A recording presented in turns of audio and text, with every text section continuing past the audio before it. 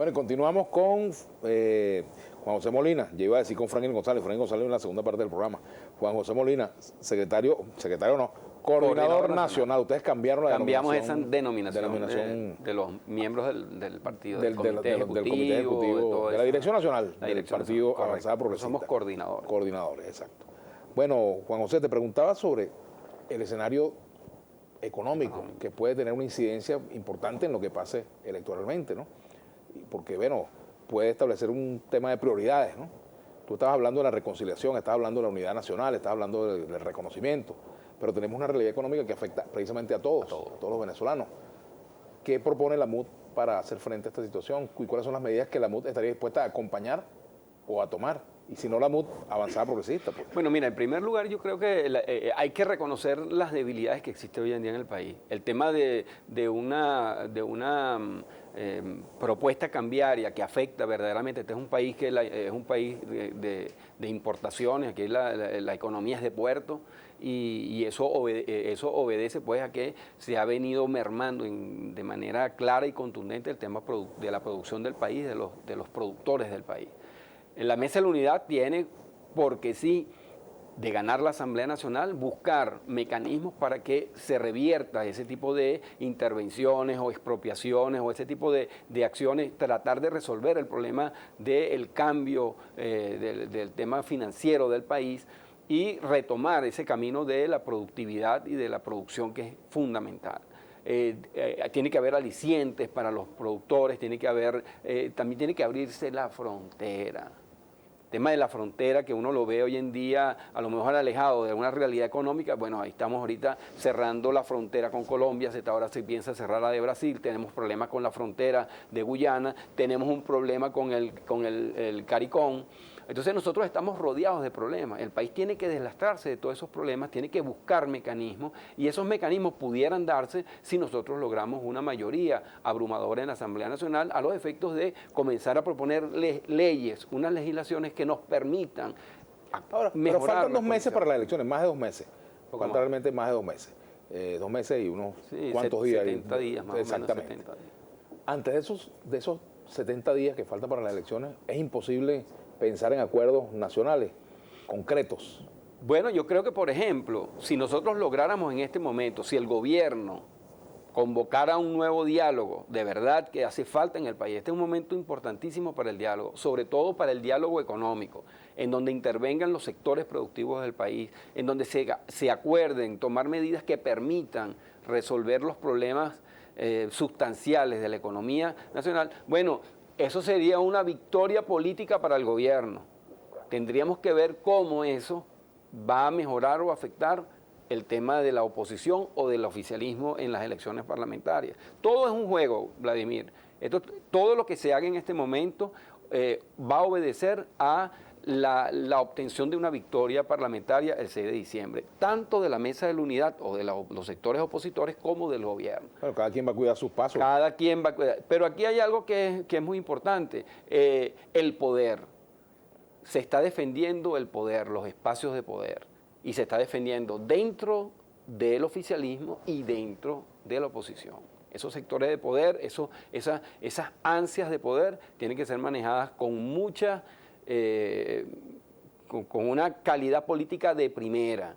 Nosotros tenemos que ver ejemplos internacionales en el mundo. Chile, por ejemplo, que es el más cercano que tenemos, cómo ellos lograron salir de una situación política muy difícil que duró 17 años y ellos lograron salir y hoy en día Chile es un referente internacional, un referente mundial. Yo creo que nosotros tenemos que tomar como ejemplo ese tipo de situaciones, ver cómo está cambiando el mundo, el tema de la visita del Papa ahorita a Cuba, el tema de la visita que va a hacer a los Estados Unidos, la apertura que está haciendo Cuba a nuevos escenarios políticos y económicos. Y nosotros pues estamos encerrados, ensimismados en una situación económica que nos afecta de manera sustancial. Ya que tocaste ese aspecto internacional, me gustaría que habláramos un poco de la observación, porque la MUD ha venido exigiendo que el acompañamiento o la observación electoral no se limite solamente a UNASUR, sí. Pero ya tanto desde el CNE como desde el gobierno ya se ha negado a esa posibilidad. Sí. Lo cierto es que viene UNASUR. ¿Cuál va a ser la conducta de la oposición con respecto a la presencia de UNASUR? ¿Van a aceptar la presencia de UNASUR? ¿Cómo va a ser la operatividad con ellos? ¿Van a tener algún tipo de relación? Bueno, esas son las cosas que muchas veces la sociedad venezolana y sobre todo los sectores políticos no entendemos. Si hay de verdad una claridad, unas ganas de que las cosas, no porque cambien por situaciones que se presentan, sino porque Venezuela vaya adquiriendo un fortalecimiento en los sectores democráticos y electorales, ¿por qué no permitir la observación internacional?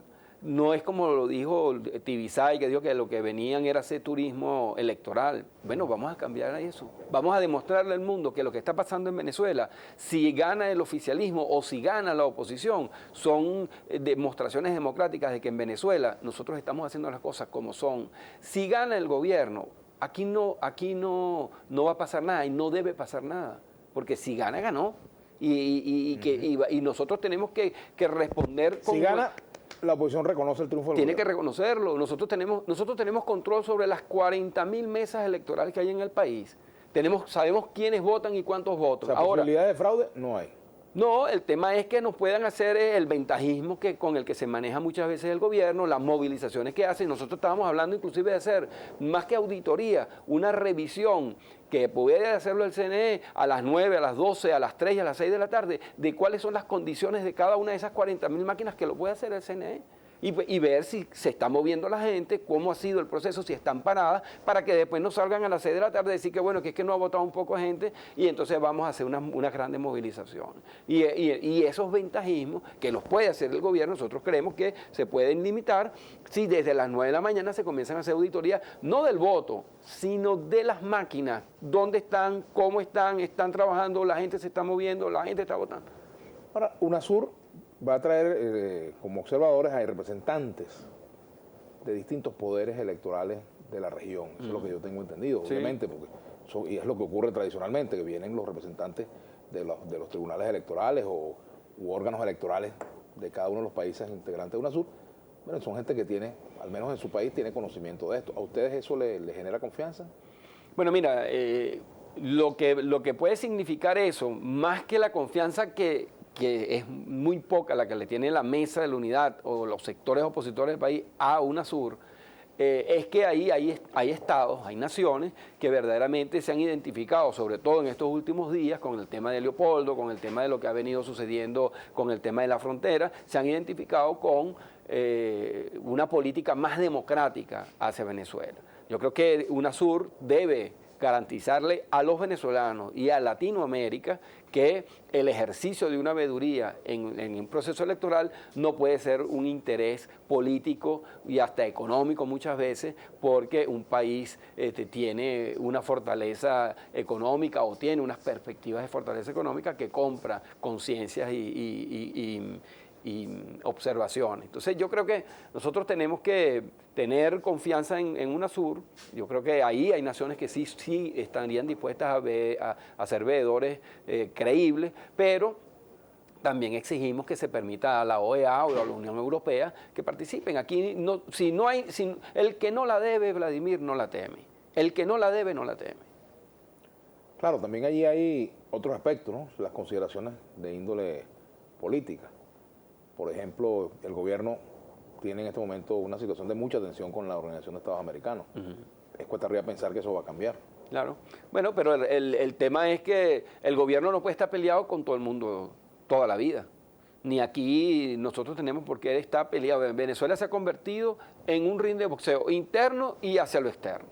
Y eso obedece a una política que desde mi punto de vista es equivocada. Porque si el gobierno pretende mantenerse en su tiempo democrático, político y electoral y constitucional, tiene que hacerlo bajo las reglas del juego internacional y democrático e internacional. No puede ser que tú estés peleando con todo el mundo y que estés esperando, pues, a menos que esa sea la estrategia.